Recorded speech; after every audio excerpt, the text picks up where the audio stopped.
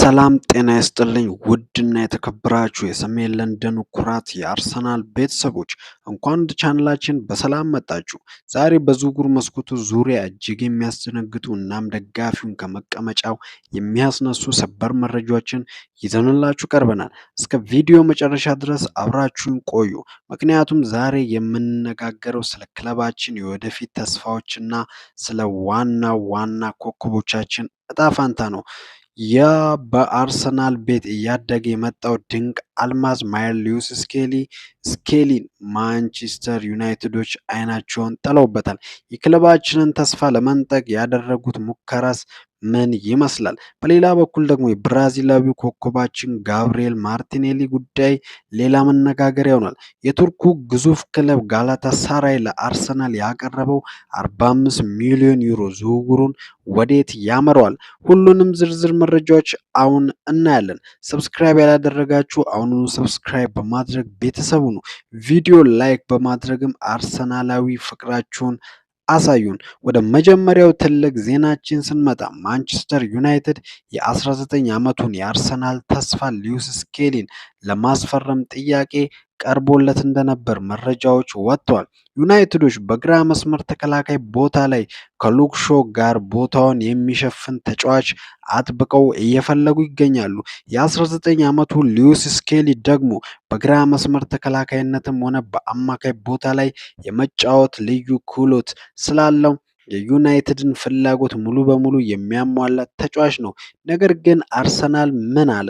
አርሰናል በግልጽ እንደገለጸው ስኬሊ ለሽያጭ እንዳላቀረበ እናም ማንቸስተር ማንኛውም ገዢ እንደማይፈልግ አሳውቋል።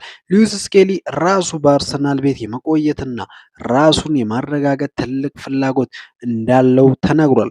ዩናይትዶች አርሰናልን ለማሳመን የፈለጉት የዝውውር ሂሳብ እርግጠኛ አለመሆን ቢታይበትም ክለቡ አርሰናልን ለማሳመን 45 ሚሊዮን ፓውንድ ይበቃል የሚል እምነት እንደሌለው ተገልጿል።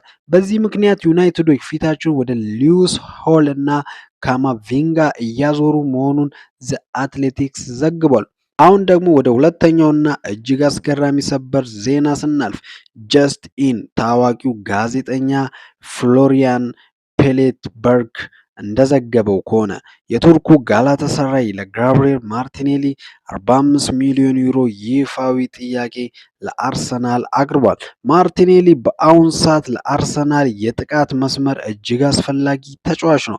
ምንም እንኳን ባለፈው የውድድር ዘመን መጠነኛ የአቋም መውረድ ቢታይበትም አሁንም የአሰልጣኝ ሚኬል አርቴታ ዋነኛ ምርጫ ነው።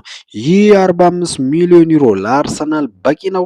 ማርቲኔሊ መሸጥስ ለአርሰናል ምን ትርጉም ይኖረዋል? ደጋፊዎቹ ይህ ተጫዋች ገና ወጣትና ትልቅ አቅም ያለው መሆኑን መዘንጋት የለብንም። ጋላታሳራዮች ማርቲኔሊን እንደ ዋና ኢላማቸው ይዘውት ቢነሱም አርሰናል ቁልፍ ተጫዋቹን በቀላሉ ይለቃል ተብሎም አይጠበቅም። ውድ ተመልካቾቻችን የዛሬዎቹ መረጃዎች እነዚህን ይመስሉ ነበር። ማንቸስተር ዩናይትድ ሉዊስ ስኬሊን የመውሰድ ህልሙን በአርሰናልና በተጫዋቹ ቁርጠኝነት የተገታ ይመስላል። በሌላ በኩል ማርቲኔሊ ላይ የቀረበው የ45 ሚሊዮን ዩሮ ጥያቄ ክለባችንን ፈተና ውስጥ ይከተው ይሆን? እናንተስ ምን ታስባላችሁ? አርሰናል ሉዊስ ስኬሊን መጠበቁ ትክክለኛ ውሳኔ ነው? ማርቲኔሊስ በ45 ሚሊዮን ዩሮ ሊሸጥ ይገባል ወይስ ዋጋው ከዚያ በላይ ነው? ሀሳባችሁን ኮሜንት ላይ አስፍሩልኝ። ቪዲዮን ሼር በማድረግ ለሌሎች አርሰናላውያን አድርሱ። በሌላ ቪዲዮ እስከምንገናኝ ድረስ ድል ለአርሰናል ቸው